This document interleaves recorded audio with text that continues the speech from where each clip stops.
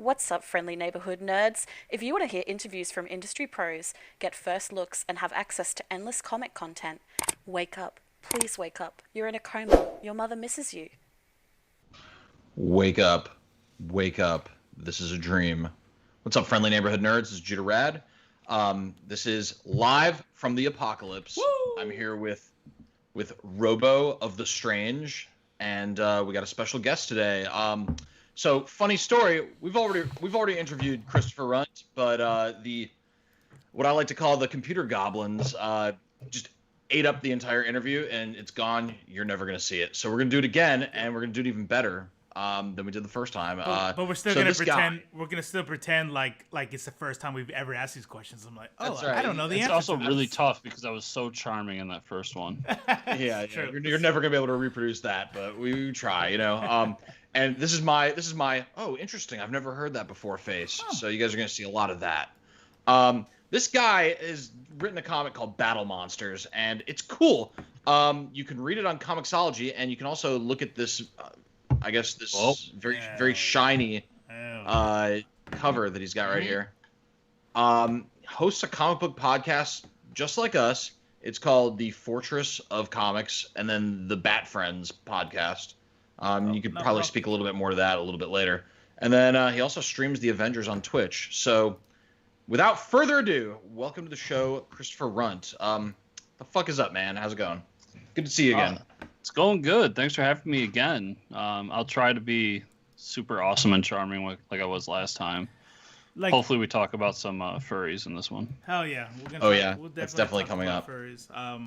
I just want to let everybody know that we were dying laughing, and he was super fucking charming last time. Like, the most charming. So if he's not as charming now, he will have failed. So I just wanted to... Right. At this point in the interview, the first time, I had milk coming out of my nose. All right. So I've already failed. That's what you're telling me. Yeah. Well, I'm drinking Diet Coke now, so I don't want that to happen because it's gonna sting. Yeah, that would hurt. Yeah, that hurts. Mm-hmm. All right, let's get right into it. Okay, tell us, how did you start? How did you get into comic books? That's the first question.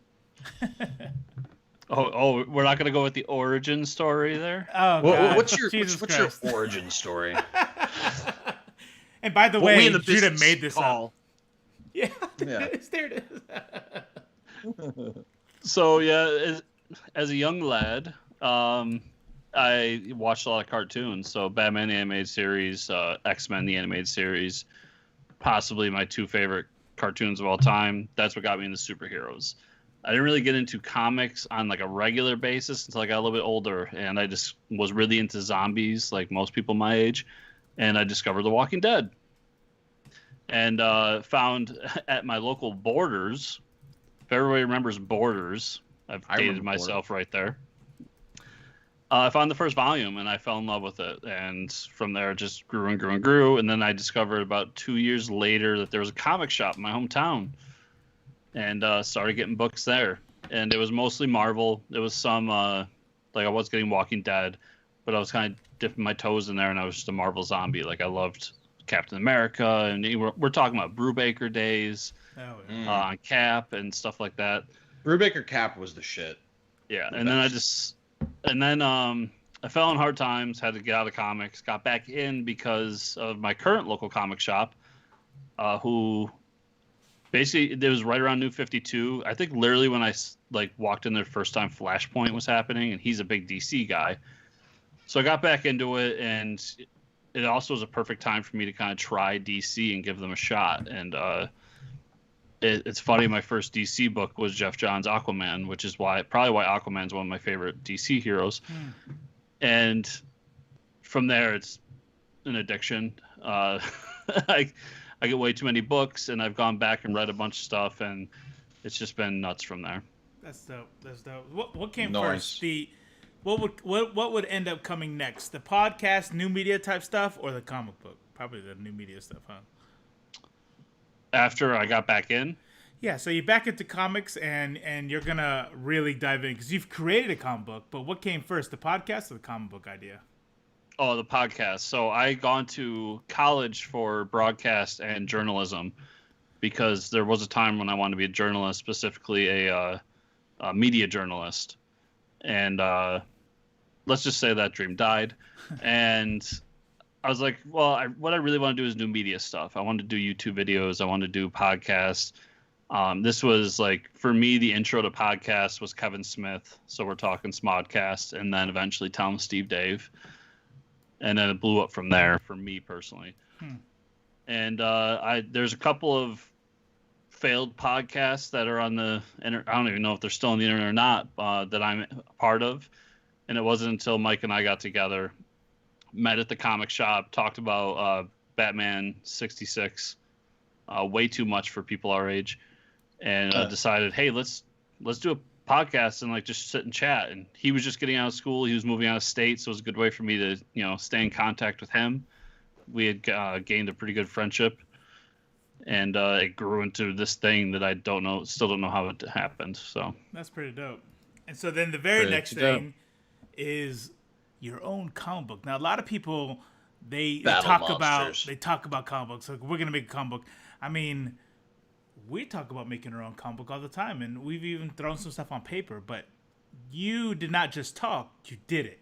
So how did that go? Like, you said, I'm gonna go ahead. How did the production go? Tell us the experience on getting this. And you just showed us at the beginning. You have it slabbed.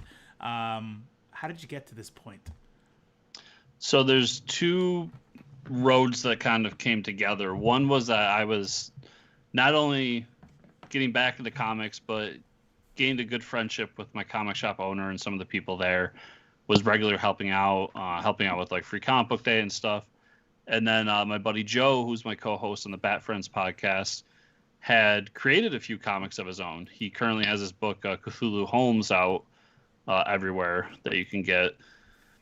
So for me, it was like, okay, there's somebody that's done it, and I know that it can happen. Like, we don't have to get permission from Marvel to do it. Mm-hmm. And then on top of that, we were doing the podcast, and what I learned was everybody from, Jeff Lemire's story was literally like he wrote and drew this book, and then people loved it, so he decided, hey, let's publish it. And he became Jeff Lemire. And then we had guys that are, more, still probably above me, but more on my level in the indie realm. Same deal. They work full-time jobs and they do comics on the side. So that was another kind of reminder of, hey, anybody can do this. Like, we can just give it a shot. Mm-hmm. So I had this story idea lying around. I'd written a little bit throughout my life. I said, hey, let's see what happens. And I took this story for Battle Monsters, scripted it out, and then found Kelly, the artist, and learned a ton of stuff along the way, and now we have a book. That's awesome. It's awesome. It's full of like, if people watching, like, check this out. It's got like you can look at it on ComixOlogy right now, but it's got like all these anthropomorphic like monsters and like animal hybrid things, dinosaurs and shit. It's crazy. I don't want to put too many spoilers, but I'll throw this one up there.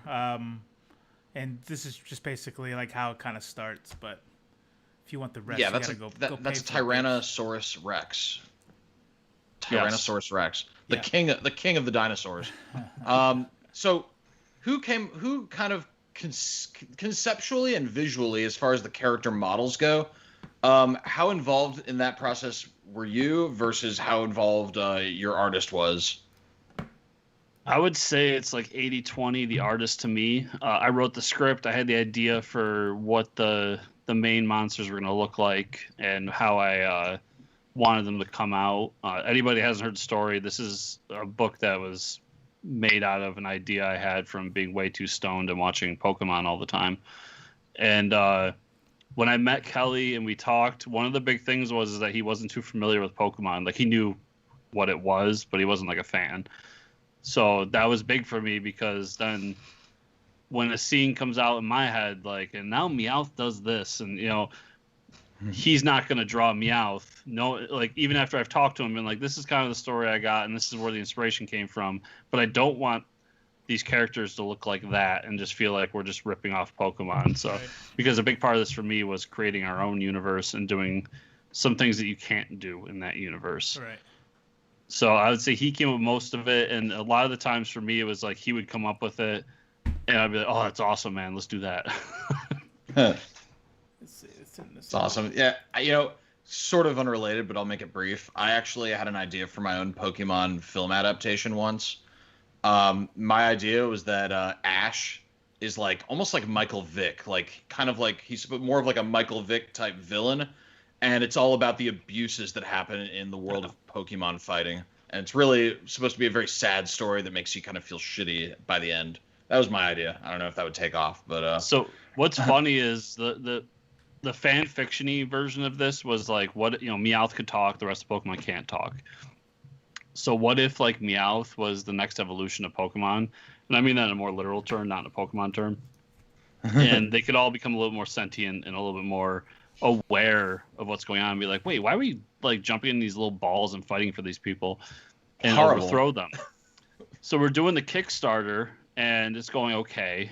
And about halfway through, this news story pops up, and it's the original writer for the Pokemon anime. And he was asked, like, if it was going to end, like, how would you have ended it, and blah, blah, blah. And he said, I literally had it scripted out. I mean, he's very Japanese, so he's not being as talking the way I am. But he's saying, I had it scripted out, and what we wanted to do was basically, like, at the end of the series, the Pokemon would overthrow the trainers and take over the world. And I'm just like, God, that's my book. Yeah. Brilliant. Yeah. But it sounds like you are kind of like, reading the comic and getting to the end of it. How do you ask this without being spoilery? It sounds like there's more to the story. It sounds like you're heading in a direction that is kind of like, hey, there's more to these creatures that have been trapped and fought against each other so long. I mean, that's the premise of the whole deal off page 1, right? Is that they kind of fight. Are you, if you don't mind telling us, as far as what to expect in the future? Are we doing like where the bad guy is not exactly clear, or you know what I mean, that whole ambiguous kind of thing? So that was one of the criticisms I got from a close friend. It was like, he goes, after the first issue, like, he goes, I kind of feel for the bad guy. And I was like, well, by issue 3, you'll hate him. You'll hate him. Oh. Like, he's going to do something that's going to be like, fuck this guy. Got it. So it was a criticism as much as, to go what you were asking, and as much as, like, I didn't want to do a Magneto, Mm-hmm. Right. Like, I want you to hate him, and you will hate him eventually. But yeah, there's more there, and I hope one day I get to tell kind of a pre-story to this story. I mean, who's to tell me no? I'm gonna do it. So yeah, that's awesome. That's awesome. Well, that's what happens when you work for yourself, huh?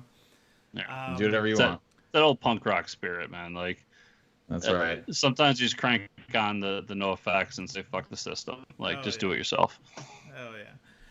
So, podcast Fortress of Comics. So you have we don't really consider other podcasts like competitors or anything, especially since we're so new to the game. But we want to build the community, right? So in an effort to do that, everybody, after you're done hearing this, make sure to go check out Fortress of Comics. Give it a subscribe and check it out. For the people who go and maybe do a little that, maybe a little just for the record, Fortress Comic News. Fortress of Comic Nudes. Nudes.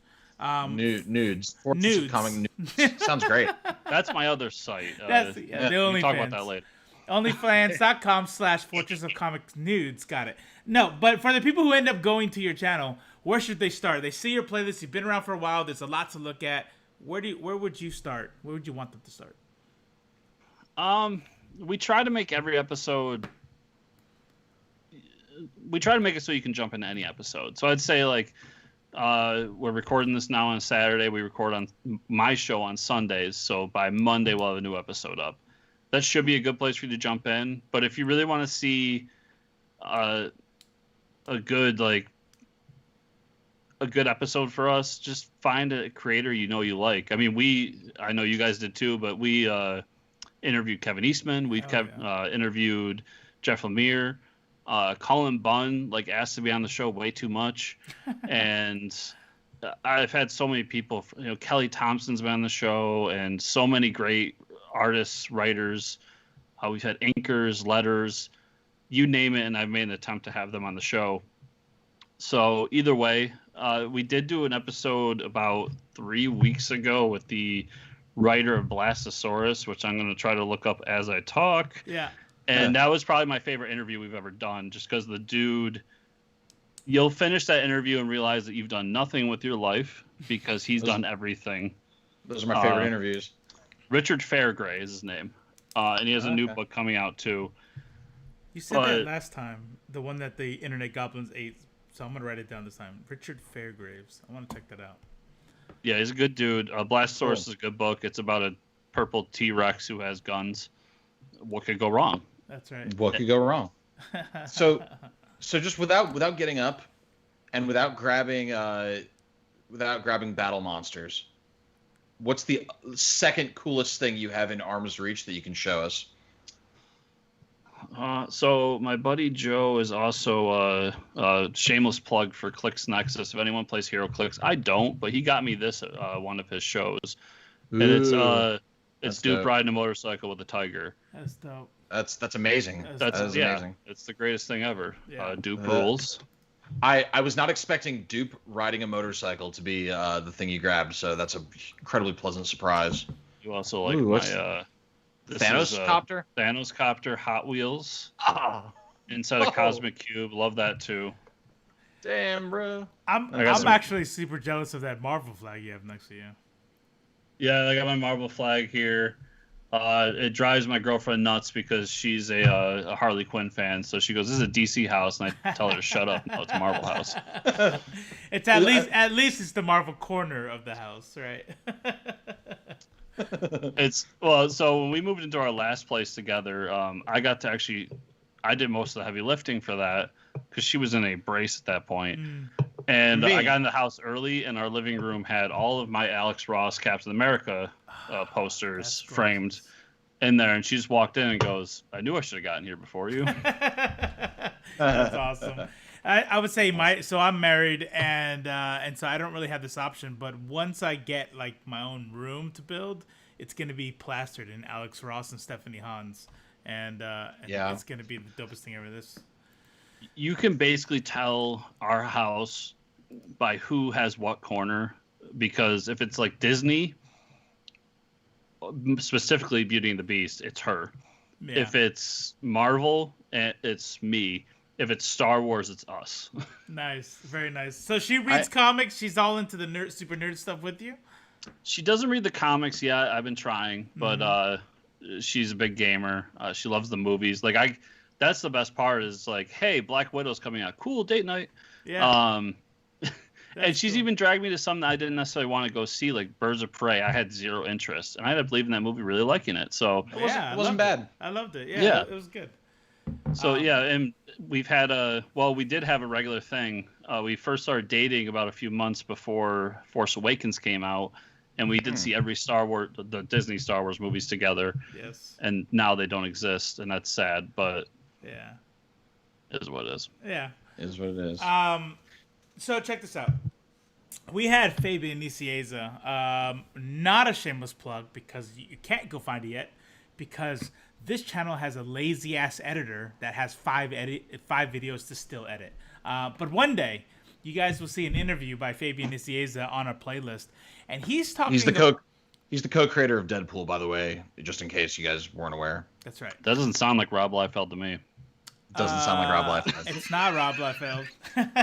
I do like the little bit of when you watch the interview, he'll go. He doesn't name Rob Liefeld, and he doesn't really talk shit about anybody, but he'll say some shit like, "Contrary to popular belief, I am, regardless of what anyone says, the co-creator of Deadpool." And I'm like, I wonder who you could be talking about, but he doesn't actually talk shit.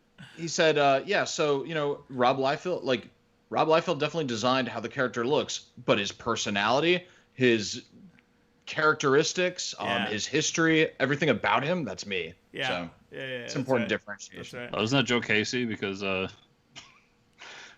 a Deadpool hater, so everybody hate me right now. But I remember his first appearance being just basically a random merc that had no personality. Right. I mean that's true. But we invited Fabian to be on the live, and he politely declined, saying that this is a bad time for him, and he doesn't want to talk shit about people on the air and all that stuff. Which is funny because we didn't ask him to talk shit about anybody, but he still like brought up that kind of stuff. But I like to like poke at people. It's fun. Yeah. Just don't take it too seriously, anybody. Like, listen, we all have our stuff that's weird that we like. I'm a grown man that's spent the last 2 days breeding Pokemon. So don't take it seriously when I'm just like, I don't like Deadpool. I think he's dumb. Well, I don't think anybody here would, because Judah, you think Deadpool's overrated. I don't hate Deadpool, but I don't really love Deadpool. I think he's all right. I enjoyed the movies. I've never really enjoyed. There's a couple Deadpool comics I like. I know Cullen Bunn did Deadpool Secret Wars. That was like a Secret Wars tie-in, but it's not a tie-in to 2015 Secret Wars. It's a tie-in to fucking 80s Secret Wars, and it's actually really funny. But I've never really enjoyed like a long-running Deadpool solo title that much. There's only so much you can do with a character like that, Yeah. He's a very like memey character, and my big critique with him is I think you're right. He's overrated. I think he's a great supporting character. Like one of my favorite Deadpool stories, honestly, is if you guys read Secret Empire, very underrated recent Marvel crossover event. I don't care what anyone says. I love. But Deadpool's whole story there was like he was like, I'm going to team up with Captain America because Captain America is always the right one. He's always the good guy. And then you find out he's a Nazi, and he's just like, God damn it! Like I can't do anything right. And it was a great story arc, like for Deadpool, the character, Right. and it wasn't just him just like shouting memes and saying tacos and whatever else he says over and over again. Right. I like it when he pops up and you're not expecting him, and it's like, oh shit, this is a Deadpool story now, and it's kind of funny. That's funny. Well, here's the reason why I brought it up.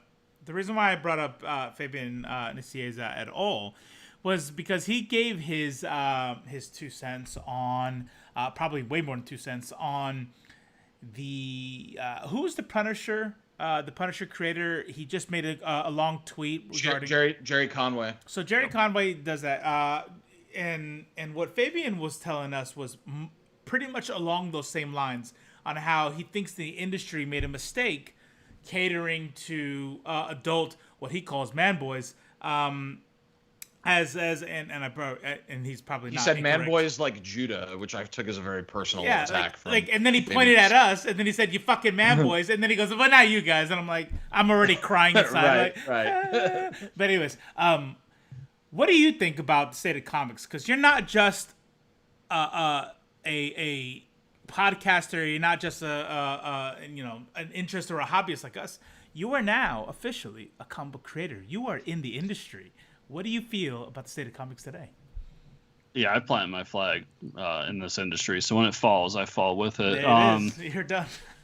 I think the industry is doing okay. I think a lot of people, like, I heard I know we're going to talk about more later, but the Alan Moore comments, and I've heard the Conway comments, and the one thing I have to say about Conway's comments is that, like, they did that. It's called the Ultimate Universe. It was awesome, but, like, the after Ultimate a while, Universe it became... was not for kids.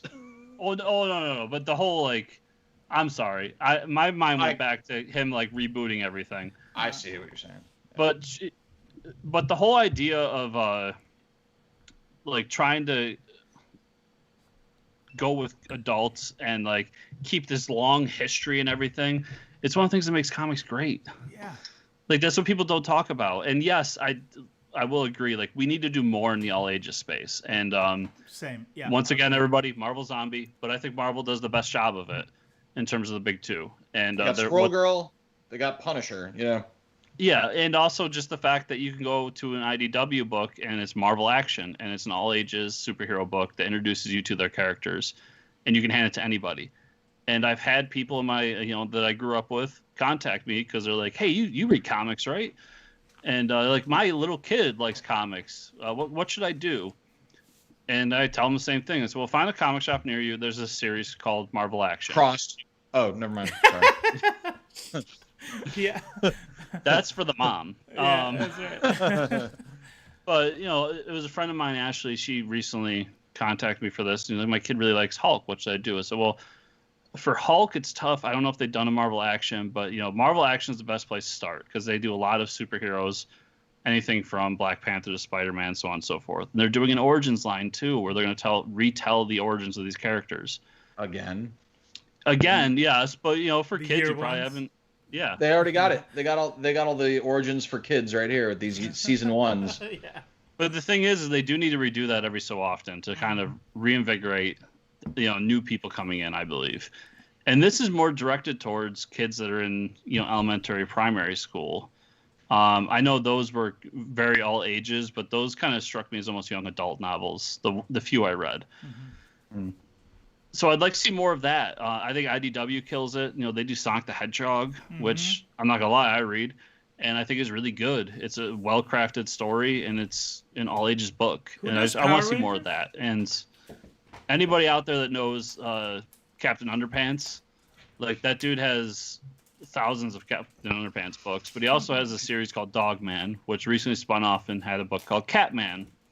And Catman, within the first week I was reading a thing, he sold 500,000 copies. Like that's all kids. That's kids under the age of 10, 12. You know what that means? You know what that means though? Like that's how Marvel and DC started, appealing to kids just like that. That's right. What that means is that in 30 years, when the Catman fan base is like grizzled old 30 They're gonna and have 40 to have year a olds, dark you're gritty gonna have version. you're gonna have like Catman Year One, where he's like fucking stabbing people in the neck. That's and shit. right. Oh That's man, right. if I could do Return of the Dark Captain Underpants, like, let me do it. Yeah. So here's what's Captain funny about that is I don't know the answer. I do play devil's advocate in the interview where I'm like, well, what do you say to the people who say this? Where it's like, well, the reason why comics are still alive today, especially in print media, is because of the 30, 40, 45-year-old man boys, right? Because we're the ones who still buy them. And he definitely did not pull any punches with what he thought about that. But here's the question, though. When you look at manga and you look at how, like, listen, if you like manga, that's cool. I like manga, but the bottom line is this: those are for children. I mean, a lot of them, like Naruto, One Piece, Goku. Those are children's cartoons, 100%. I have no judgment on whether you like them. But you know what Goku, One Piece, Naruto never did? Was they told their entire years-long story arc and never rebooted. Didn't have to go back to the beginning a million times. They just kept telling their story for the same age range. So 20 years later, One Piece is still going, and they're still writing for 15-year-olds. And so I'm wondering, why is that not an option where there is a Spider-Man title that's still being written for 15-year-olds, Because what happened in the comics industry and what's different from manga, and as far as adult manga, I'll read Berserker, and it's not for kids. Right, no, 100%. Yeah. But what happened in the comics industry is it became an industry, and the fans of those books that were more directed towards kids, but Stan Lee's not the best writer in the world. We can all admit it now. We love the man. He's done a lot for us, Facts. but he wasn't the greatest writer. Yeah, but he was Kirby, telling some but sophisticated stories. Mm-hmm. And the people who read those books grew up and said, I want to write comics. Where Stan Lee didn't grow up saying, I want to write comics. He just wanted to write. So those people came in the industry, and then we had the great Alan Moore and all these other creators who created these more adult stories. And basically comics failed an entire generation of kids because it became all about the adults. And I think we're starting to see the pendulum swing back where we can still tell the story about Spider-Man fighting the Green Goblin inside an insane asylum as a guy with a shotgun goes around and tries to clean people of their sins, and at the same time do Marvel Action and say, here's Spider-Man, and I don't know what he's doing in that book, but he's not fighting a guy with a shotgun that's trying to cleanse people of their sins. So I think you can have the best of both worlds. Here's the disconnect for me, though. You talk about age appropriate. When I was 10, the last thing I wanted was age appropriate. Like, I was the kid that was in my garage with like my friends playing the Marshall Mathers LP at just high enough a volume where I could hear it, but my parents wouldn't overhear it. And I didn't know any other kids my age that wanted age appropriate. We all wanted to like sneak into the theater and see Terminator 2. You know what I mean? Like that's what kids want, is they want shit that's completely inappropriate for them. So I guess I don't really understand now why people think that stuff that's meant for kids is going to appeal to kids. You know what I mean? Well, Like, let me answer that though. Me and you both, even though we're like almost 10 years apart, both loved the Ninja Turtles when like maybe even later than we should have. You know what I mean? So I'm sitting there 13, 14 loving Ninja Turtles and Power Rangers. And I think when it comes to the bottom line, you're right. I'm with you. I'm always trying to figure out what rap I can get away with, all this stuff. But guess what? That's not where the money is. As much as I wanted it, I had to listen to my friends who had less strict parents or bootleg it off of Napster so I can get get computer aids. But it's a good point. That's a very good point. And we talked to Kevin Altieri. It hasn't aired yet either. But this guy directed like Mask of the Phantasm and a bunch of other Batman the Animated Series titles. Editor. And he was telling us, he was like, so here's the deal. I wanted to show kids like some violent Batman stories, but we had all these like tripwires we had to navigate through in order to show it. And he was telling us, like, he was pulling back the curtain, explaining to us if you'll notice, Batman never punches anyone. He just pushes people or kicks people away. And you don't notice it as a kid. It just looks like violence. You know what I mean? But that's what the industry needs to find a way to sell small kids violence in a way that doesn't offend their parents or get caught by watchdog groups. You know what I mean? That's the old joke about X-Men the Animated Series. Wolverine always, whenever you see Wolverine pop up, it's schnicked. Yeah. And then he puts him away and punches somebody. That's right. Like Raphael with his size. Leonardo has a fucking sword that's supposed to chop people in half, but hits him with the hilt. Yeah. The thing I've learned through, so I had nephews, like my sister had kids when I was very young, and I now have two stepsons. And what I've learned is it's a combination. Like when I give them a comic book, like what was the free comic book day issue recently? I think it was Owly or something stupid like that. Mm-hmm. And it's this all ages super kiddie book, and they both loved it and wanted nothing to do with Naruto.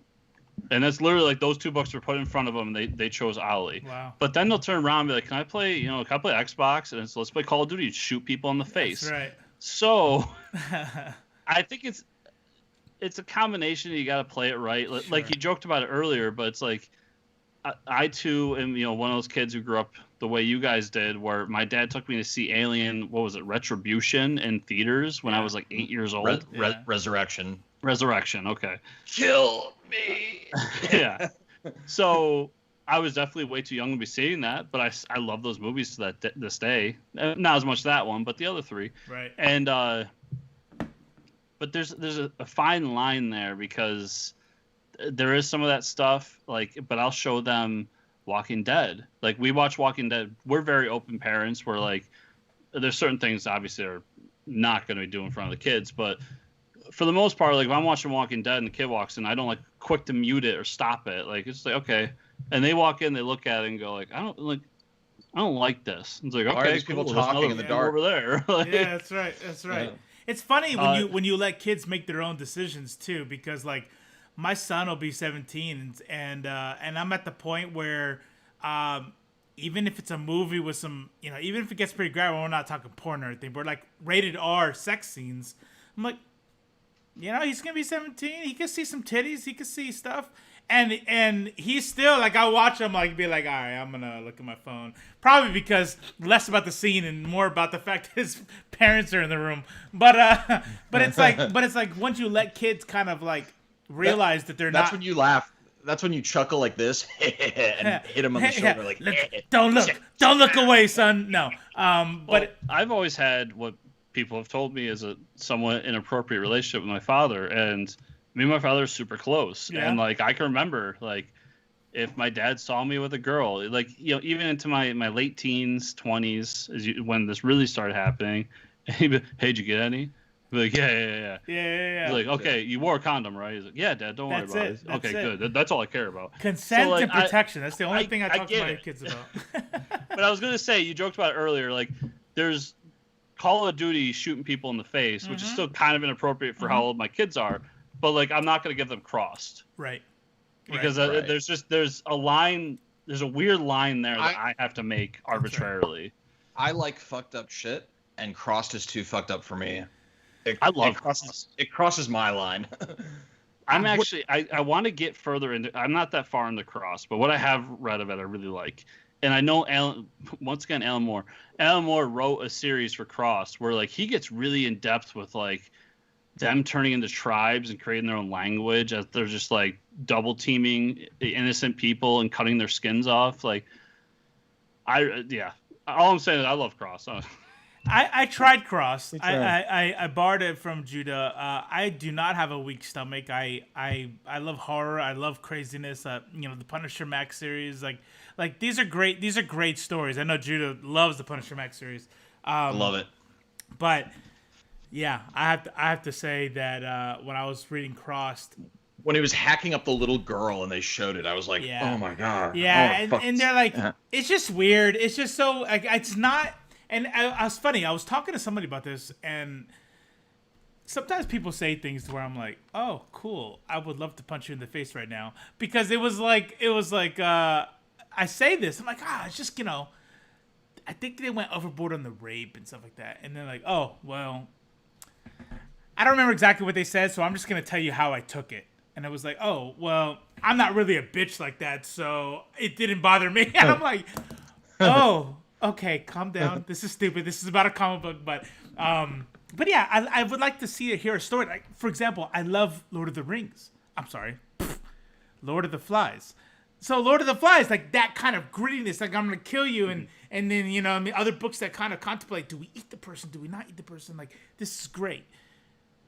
But it was like, oh, let's have a whole splash page about rape and the parents are both being raped while the daughter is getting hacked up. I was like, holy fuck. Yeah, there's something about I can't sit there and read it all the way through like in one sitting. Like I have to take shifts, don't get me wrong.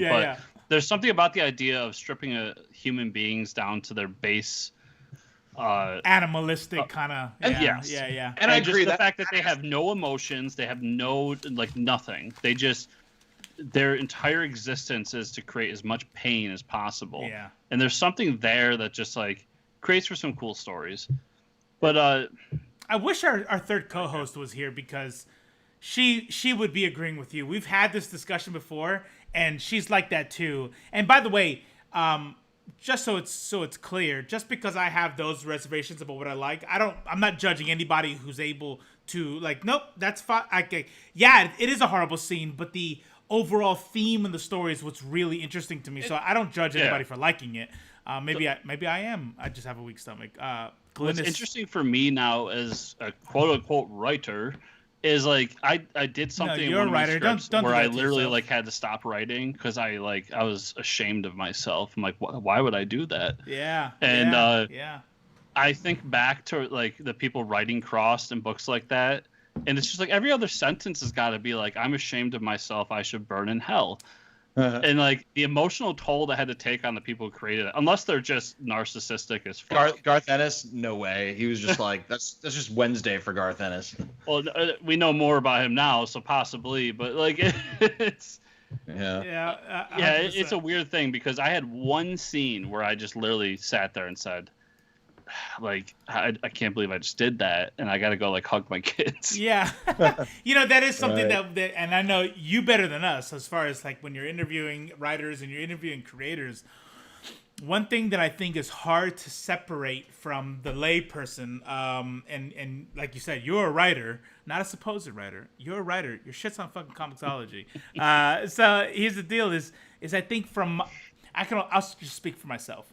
Is sometimes I'll read what a writer has written and go, why would they say that? Or why would they have that idea? And then so far in all the interviews we've done, one of the things one of the like low key themes that I've kind of pulled from it is I'm telling a story that's what I think a person like my character would say, that does not necessarily have anything to do with me or my values or anything like that. And I'm like, and I sometimes have to like pull myself away and go, okay, that makes a lot of sense. Right. Rodney Barnes is writing Philadelphia, and he came on the show and he talked about Philadelphia right before Volume 1 dropped, and I'm like trying to find these themes in like slavery or modern day race relations and things like that, and I didn't get a lot of the answers that I thought I would be getting, because he's like, look, I'm telling a story about people in power and things like that, and this person said this thing, but that doesn't mean that's what I think. And I'm like, oh yeah, no shit, duh. Yeah, you learn real quick that all your English teachers were full of shit. Yeah. It's also the fact that, like, you know, this is always an awkward sentence, but like my favorite villains are Nazis, and like when you think about like Marvel, mostly Marvel stuff, like Red Skull, Nazi, and like a lot of the Captain America stuff that I read, like Hate Monger is literally a clone of Hitler. So like if you were going to go and write, let's say I got tapped to write the next Captain America and I wanted to do Hate Monger, like of course what's coming out of a clone of Adolf Hitler's mouth is not what I think. Right. Like, right. But I have to put my head into a Nazi's head. Like, that's right. what I have to do. That's right. Yeah. So It's always... I love when people get on that. Like, I'm not saying that you did this, but like, I love when people are like, I can't believe they said that in that book. It's like, yeah, because he's writing a character, guys. Like, that's right. Everybody calm down. But even a little bit more nuance in that. I mean, yeah, clearly, I know if where you you're coming from. Clearly, if you have a villain, that the villain's going to say shitty things. But if I'm looking for the subtext of something, then even the subtext might not be what you actually believe. You just think it's an interesting story to tell. And that's the part that kind of like gets me. And I'm like... Or a thought experiment. Right, a thought experiment. right. I mean, like I don't necessarily believe in anarchy, but maybe as a thought experiment, I'm going to tell a story that makes a compelling case for anarchy. That is a perfect example. And that's something that's something I find interesting. Yeah. But I know that a lot of modern readers want the subtext to reflect their values. Right. And are not interested in those kinds of thought experiments. No, like I'm very interested. We're talking with Zach Kaplan about being on the show again soon, and he wrote a book called what was it? Something Tomorrow. Future of Tomorrow. That's what it was, and it's a book all about libertarian values in a more socialist world. Like it really is when you read it, but like you see him online, and I've talked to him personally, and that dude is not a libertarian. Right. So like, we gotta let people explore ideas, and I know that there's a complete flip side to it where it's like, yeah, we gotta let people explore ideas, but maybe not make a case for fucking Nazism. You know what I mean? Like, no, 100%. If you wrote a book, there is a line where the thought experiment is no longer acceptable. That's right. But I think that line is very far to the right. You know what I mean? I think there's thought experiments on either side or anywhere across that are going too far, but I have no problem with somebody putting it out there. Like, if somebody wants to make the comic that says this is why Hitler was right, cool, put it out there. But when people come back and tell you you're an asshole because you're basically saying that you're okay with the eradication of millions upon millions of Jewish people across the world, like, you got to live with that consequence. That's part of free speech. So I think that it's okay for a writer to put out any idea they want. I'm an absolutist in that case, but in the same point, you're also responsible for taking that feedback because you put out bitch about something. The criticism. Well, don't bitch about being canceled afterwards. Here's the thing. Here's what I'll say, and we'll just go ahead and say their name out loud. Here's what I will say as a, not even as a caveat, because it's not anything additional to what you said. It's just one thing I will say about that is, and you are not saying that, I know, because you wouldn't be on the show if you were, but there are other people who would say, I think that everybody should have free speech and be able to say what they say. And when people say, hey, this is bullshit, and then get mad at their publisher for posting it or allowing it to go into print, that is wrong. And I'll tell you, there is a line. And all I could do is speak for me. And just because I'm joined by a million other people, oh well. But there is a line to where it's like, if you want to talk about anarchy, and like, you know what? I'm going to talk about anarchy, and I'm going to make the protagonist an anarchist, and I'm going to do my best to steel man anarchy. And that's going to be my book. And then when somebody like me, when Robo Saints interviews me and goes, so you like anarchy? I'm going to be able, as the writer, to go, nope, I don't. I just thought it'd be fun to write a book in which I play with the idea that anarchy is a good thing, but I don't like anarchy. That does not account for Nazi shit and stuff like that. And the next question might go, why not? And I go, well, it just doesn't. Because it's worse. Yeah, it's worse. It's way worse. It's way worse. We have people like comic skaters the that publisher is equally as responsible for what is published under their umbrella as anybody else. There you go. I come back to the Harry Potter instance. Like, we have J.K. Rowling saying things that some people believe is transphobic, some people believe is not. Whatever your belief is, her publisher had a bunch of people come up to them and say, like, we no longer want to proofread and help out with these books that she's writing because she's a transphobe. And the publisher said, that's cool. You can go find a new job, because guess what? These books, no matter what people out there are saying, are making all the money for this company. So that's the key right there. Yes. So my big thing there is, like, you and me, and anybody else in our space in terms of being a quote unquote journalist or a podcast or whatever, Mm-hmm. like, I have to read some pretty crappy comics. I'm not going to lie. Mm-hmm. And I read some comics that I completely disagree with and I won't give light to. Right. But that's as intrinsically linked to your freedom of speech as their freedom of speech to write it. yes. You're just yeah. And it's just like, I think people just need to go out there and it's an idea of, like, vote with your wallet. Like, people always say, like, well, I voted with my wallet and I still don't like the Aquaman series, and they keep writing it. It's like, okay, well, you're in the minority. I'm sorry. Yeah, Like, exactly. Your vote lost. Your vote lost. Yeah. listen, my 100%. vote's losing about the Captain America book. I stopped buying it because I don't like it. But they keep publishing this Captain America book with a writer who is talented in his own right. I just don't like his take on Captain America. But that does, I mean, I still vote with my wallet and don't buy it. Yeah. That's my choice. And hopefully one day that changes. But it seems like I'm in the minority here because I keep giving him the money and keep making the book. There you go. Okay. And that's just how it is, man. It's just life. So before we get into the last question, we will get into the last question. Judah, that's what you're about to do, right? That last question there? It is. It is. We do have a question from you from the chat. So go ahead and ask that, and we'll end with the question, and then on to comic book news. Let's get into some of these comments real quick. Sorry, I'm looking at this on my phone because I have a really tiny screen and I can only have so much on at a time. So, hey, first of all, hi, Michael Malone. Hi, Glynis. Hi, Polly.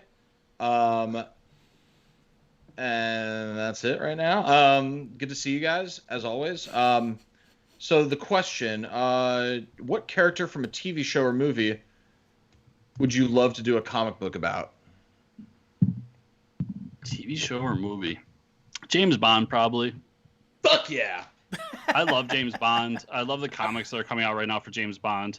I've been dying to talk about James Bond on this show, by the way. Robo knows. The stuff that I don't... Some people have some opinions on Dynamite, but the stuff that Dynamite's putting out for James Bond right now is fantastic. I actually have the book they just put out a few weeks ago that I'm trying to get a hold of, or trying to find time to read. Yeah, there you go. That's one of them right there. They just released this right here, which is a collection of, like, short stories. Nice. And I want to get to that. It's got... You don't have that, Judah? I don't have that one. Oh my god, I thought you were a comic book collector. Sorry, I'm sorry. So it's got, Vita Ayla.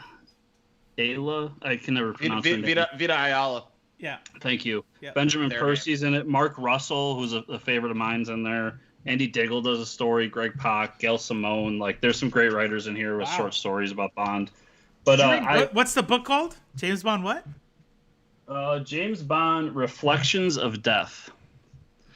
And I just love the character of James Bond. Like, there's a few there.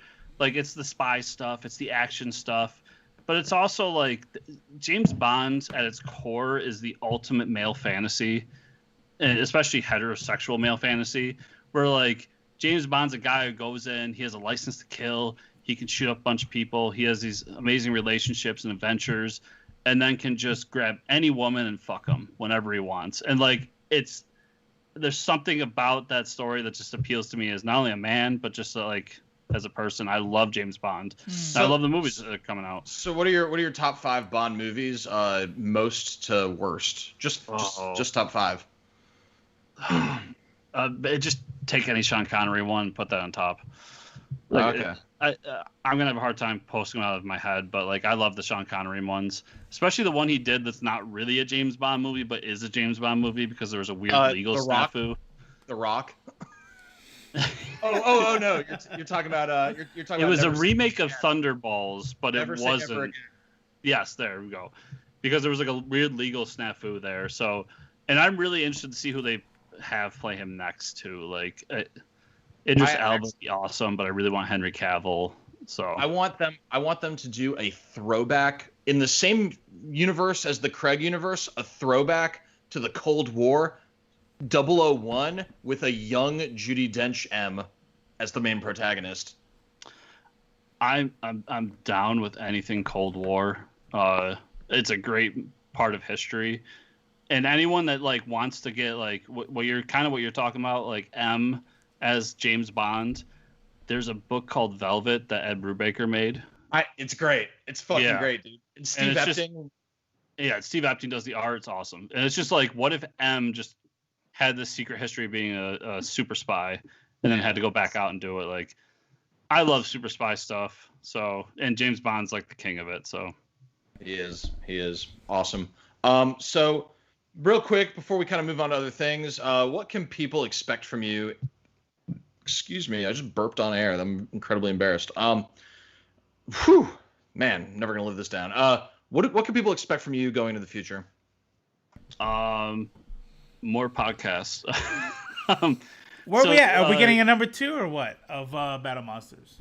We are getting number 2. I just started getting colors in for number 2, so I'm hoping in the next few months to do a Kickstarter. I'm not making any promises though. But in the comics world, Battle Monsters is going to be 4 issues, so I'm hoping to finish that up by next year, the end of next year.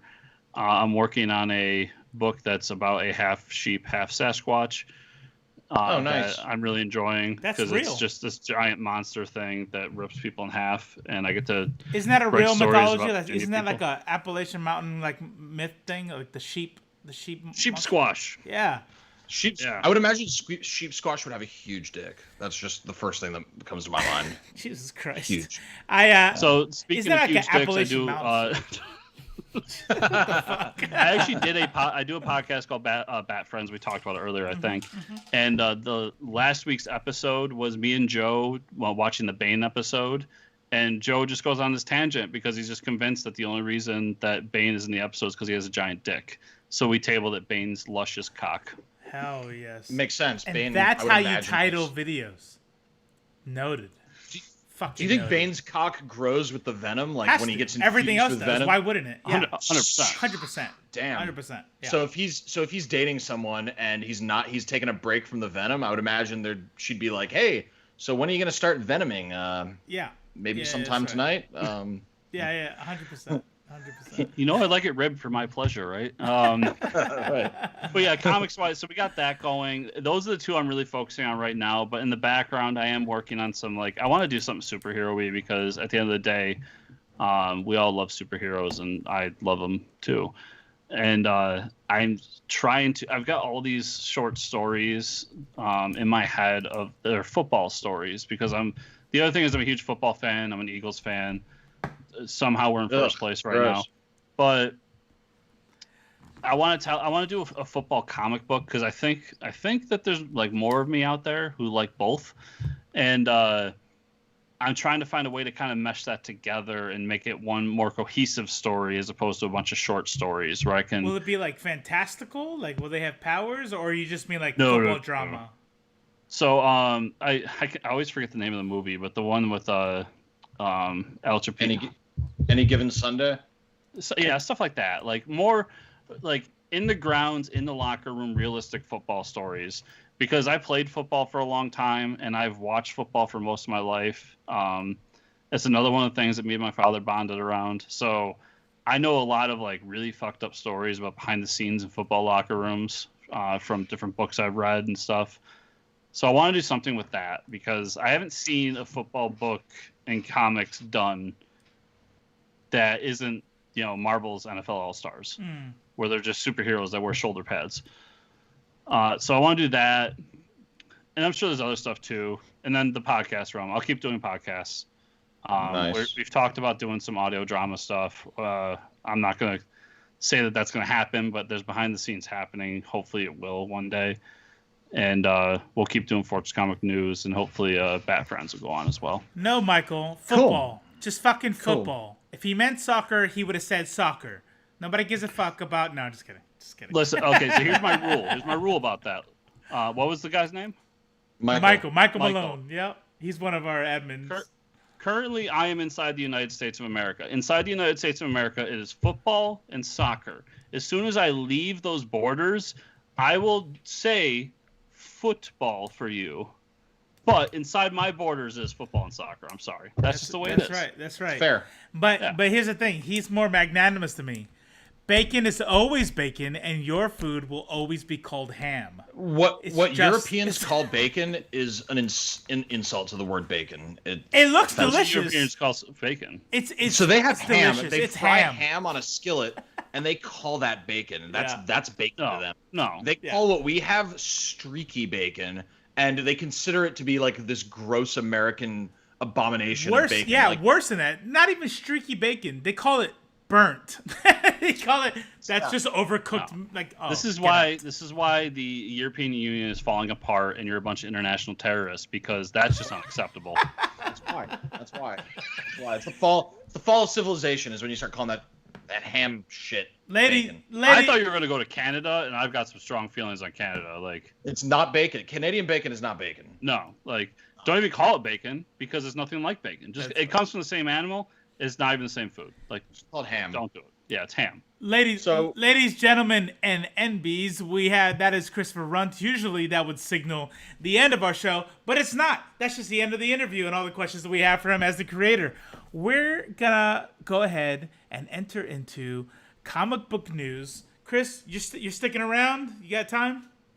Yeah, I got some time. Oh yeah, all right. So hey, we're gonna jump right in then. It was announced there's going to be a Green Lantern animated show coming to HBO Max. They are approved for 10 episodes. I'm just going to read this real quick. Green Lantern will explore the history of the different heroes who joined the Corps, with the executive producer Greg Berlanti teaming up with showrunner Seth Grahame-Smith tell the stories of heroes like Alan Scott, Kilowog, which is exciting, Guy Gardner, Jessica Cruz, Simon Baz. Notice that there is no Hal Jordan or John Stewart listed there. So I'm thinking, I guess, more of a Green Lantern Corps type thing. And many more in a brand new live-action series. While there's no word yet on if the show will be set in the continuity of Zack Snyder's Justice League universe or exist as a separate entity, DC and HBO Max have made it clear that these are lines that can be blurred and explored in the future.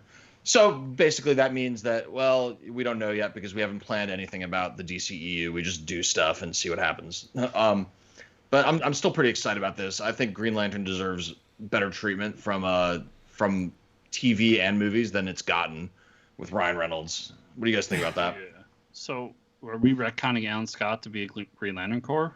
Like, so Green, yeah. So like, you're right. Like in the comics, he calls himself a Green Lantern. He's an honorary Green Lantern, but he has a magic ring. He doesn't have a Green Lantern Guardian ring. He inhaled a bunch of vapors. Like, that's all he did. He is gay, which is cool. I think they're going to continue to keep him gay on the show as well. Well, that was the recent Earth 2 version. I don't know if the original one was gay or not, but still, that was a cool story. Like, it added a lot to his character, honestly. Yeah. I did like there was it's somewhat inappropriate, but somebody went on Wikipedia and changed his like background when they announced that to announce like I think it was one of his abilities was accessorizing. So I'm like, that's funny. Like everybody, we can joke about it. It's funny. Sure. My other thing here is Simon Baz. Like, whose idea was it to give the Middle Eastern guy a pistol? Like, really? Not that there's anything necessarily wrong with that, but like, there's kind of some bad stereotypes there. It's fucking. I agree. It's interesting. Guy Gardner is the douchiest Lantern, but I'm still excited to see him because he's fun douchey. So Glynis says there's no Kyle Rayner either. What? So yeah, they didn't mention Kyle Rayner either. I think that Kyle, Hal, and John will all at least have some presence on the show. How could they not? Gotta be. That's ridiculous. They will have Kilowog though, which I'm excited for kids to know who Kilowog is. I'm a little disappointed in the fact that we're not going to get that, because there was a version going around that was going to be Jon Stewart and I think Guy Gardner, but it might have been Hal. Basically being like buddy cops in space. Yeah. I was like, I wanted that. I really wanted that. That would be dope. I think, what was it? Was it Jeff Johns' run? He had so there was Jeff Johns' main Green Lantern run, and then there was his coinciding Green Lantern Corps run that he did with the Watchmen guy, Dave Gibbons.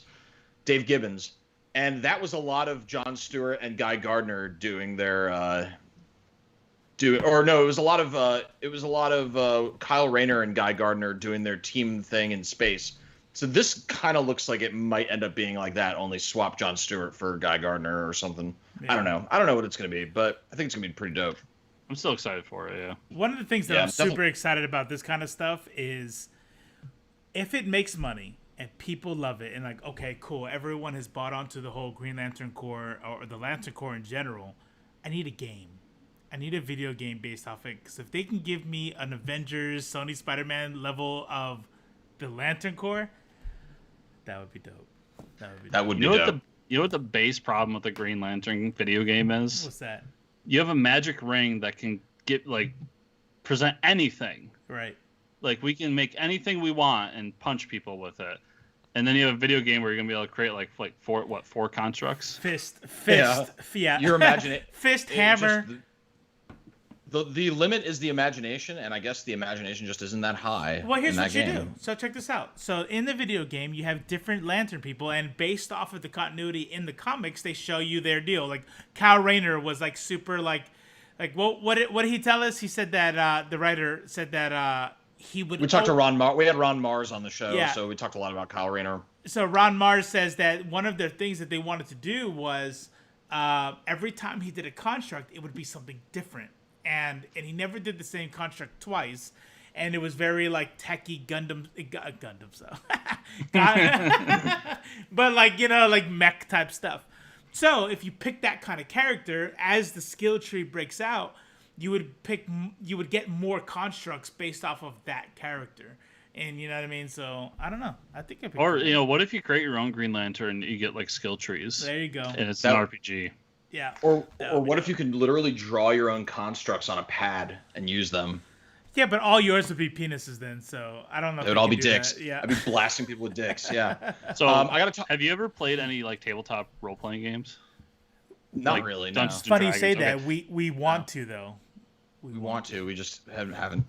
I want to play more because I don't like DMing, but I like playing. Yeah. And the problem always is find someone to DM. That's but right. they did a Marvel one back in the 80s when like Dungeons and Dragons was like hitting it big. And it's based on all that, but it's with Marvel characters.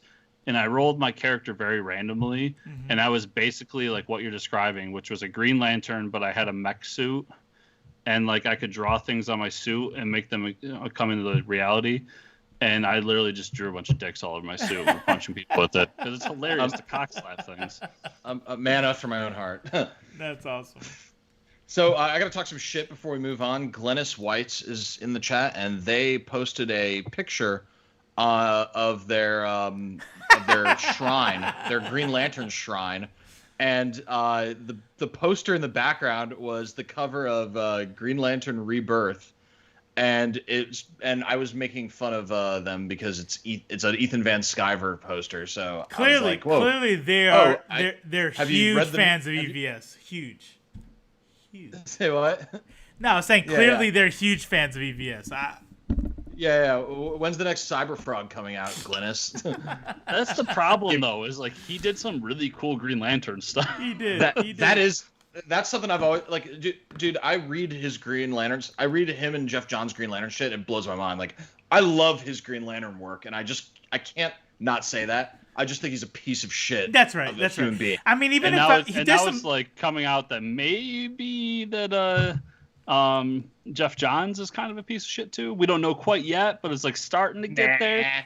And I'm just man, everybody attached to Green Lantern's fucked. That's right. That's right. Jeff Johns is fine. Jeff Johns is fine. He just doesn't get along well with people. He's a good dude. He makes good comics. We'll see. I like if there's one thing that I've learned lately is I don't know who is a good dude and who's not. I would have thought Kevin Spacey's a good dude. Like, I'm like, oh, well, goddamn, fucking, you never know.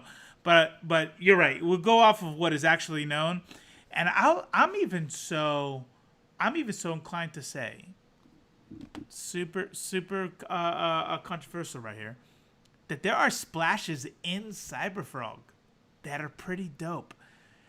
That doesn't mean he's not a piece of shit. He's a good artist. Like I don't feel like I don't Yeah. feel like I need to hide that. He's a good artist.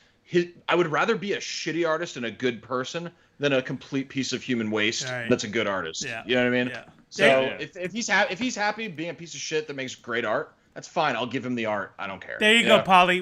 We brought it up. At least once a show, we have to bring up Comicsgate, even in passing. Also, being as entrenched in the Kickstarter world as I am, I want everybody to know he always says that he has the biggest fundraising comic of all time. He's a liar. Yeah. There's somebody that raised over $200,000 more dollars than he has over 10 years ago, so he still has not done that.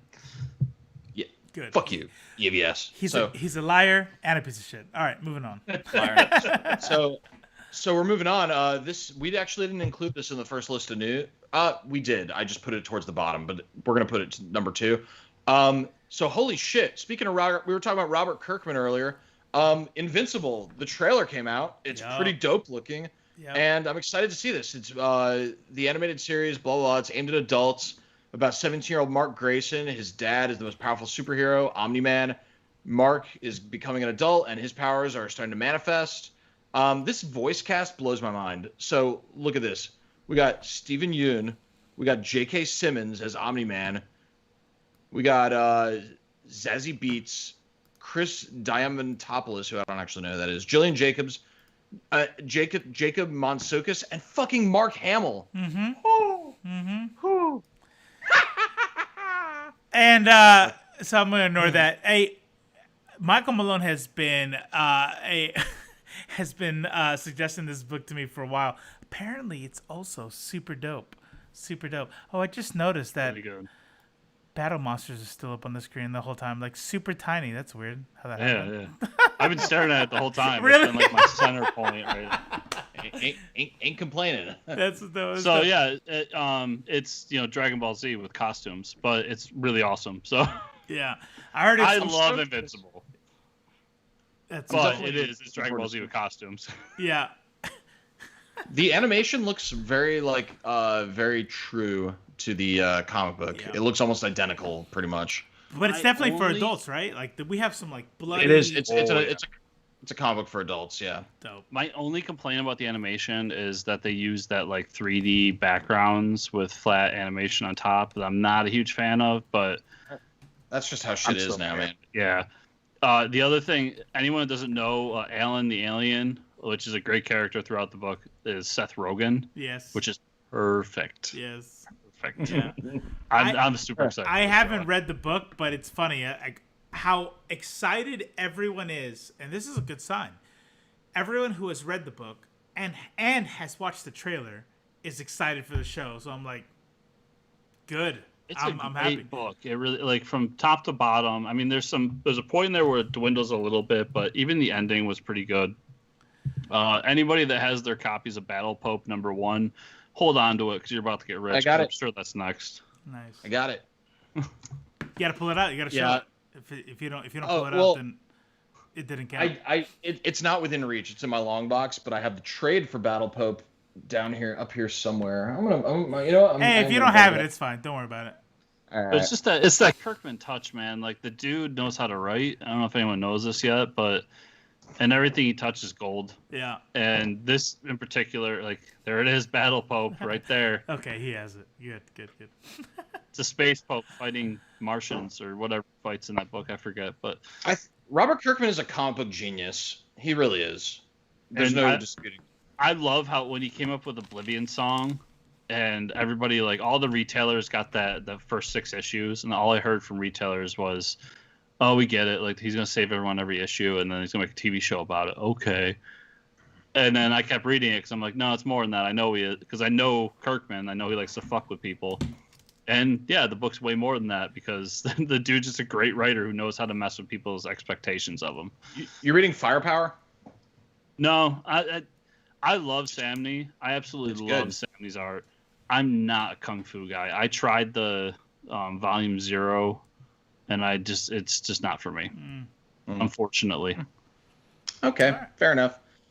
Speaking of not Kung Fu, Valiant's Harbinger has been announced. It's flawless transition. That's one of my favorites. Speaking of not the thing we were just talking about, so Robo's been reading it. I don't know how far he is, but I completely ate up Joshua Dysart's original 2012 Harbinger run, and I fucking love Harbinger, and I love Valiant. I've been reading so much Valiant lately, so I'm very, very excited to get into this new take on Harbinger.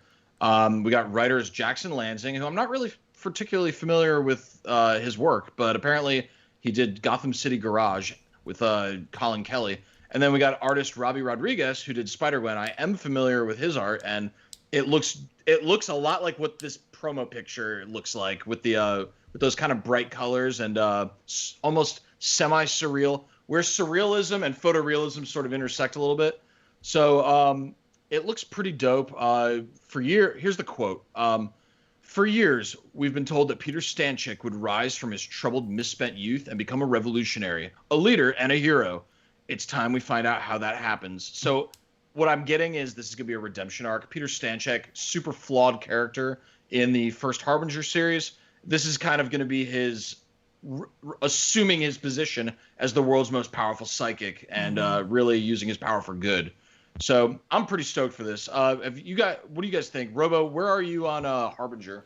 I'm about to start Volume 2, the one that inexplicably costs like triple the amount as Volume 1, inexplicably. But I'm excited for this. I want to tell the story real quick about how I embarrassed, not myself because I didn't care, but I embarrassed you. So Greg Katzman. Tell the story. Oh no, we're gonna. So Greg Katzman writes and gives us the news release, and I write back. I'm reading the whole thing. I'm like, oh, is this a reboot? But I don't just say, is this a reboot?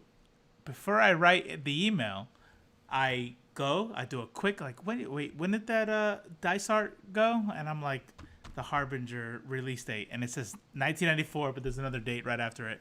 Oh, the 1994, he goes, Greg Katzman, the marketing director of Valiant Comics, goes, no, it's not a reboot. Here's the article, kind of like, read the fucking article I sent you. And then goes, and that's not 1994, it's 2012. I'm like, so I like doubly look like an idiot. But just in case anybody's wondering and is stupid like me, it's not a reboot of the 2012 Joshua Dysart deal, but it's an extension of the story. They're not going to reboot Valiant anytime soon. Yeah. They just relaunched it in 2012.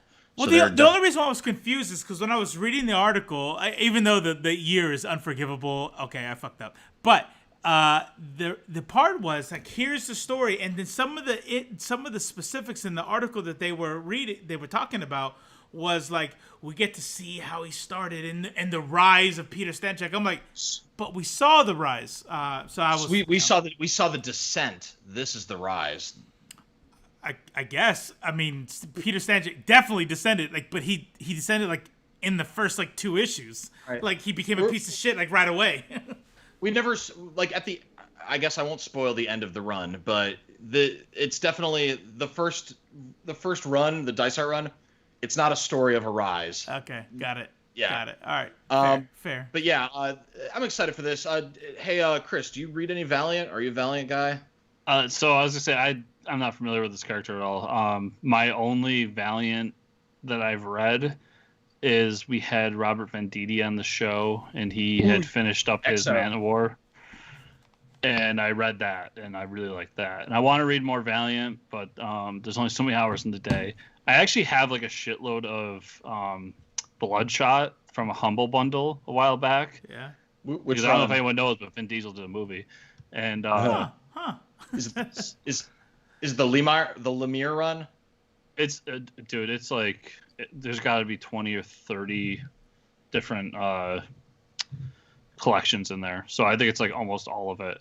It even has some like Valiant crossover books in it and stuff too. So there's stuff in there I want to get into. I would love to give it more of a shot for some of this stuff, because I know writers and creators I like are doing Valiant stuff. So Yeah. Bro, you gotta get balls deep in Valiant. It's balls dope. deep. Yeah. It's so good. Yeah. Give it the old half hole. Which might not be that far. Yeah. Who knows? But what I'm saying is that, but it's dope. Like he wanted me to read it. I'm like you. I'm like okay. Here's more shit we gotta read. But it's good, especially since we got on the press list. We're like, all right, I almost have an obligation to read more of this stuff now.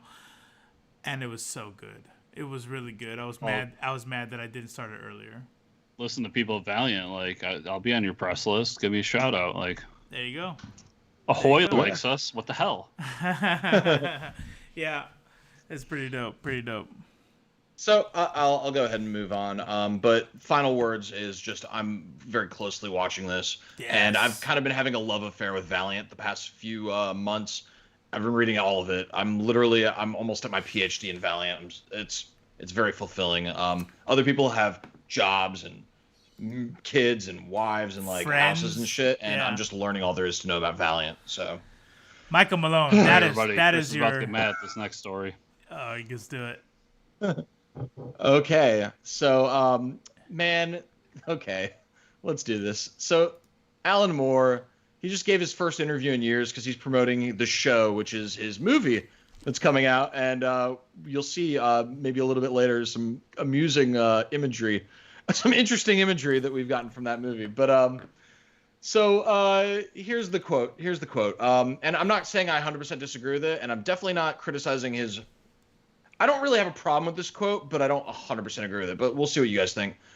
Most people equate. All right, I'm not going to do that. Most people equate comics with superhero movies now. That adds another layer of difficulty for me. I haven't seen a superhero movie since the first Tim Burton Batman film. They have blighted cinema and also blighted culture to a degree. Several years ago, I said I thought it was a really worrying sign that hundreds of thousands of adults were queuing up, which is lining up in English, to see characters that were created 50 years ago to entertain 12-year-old boys. That seemed to speak to some kind of longing to escape from the complexities of the modern world and go back to a nostalgic remembered childhood.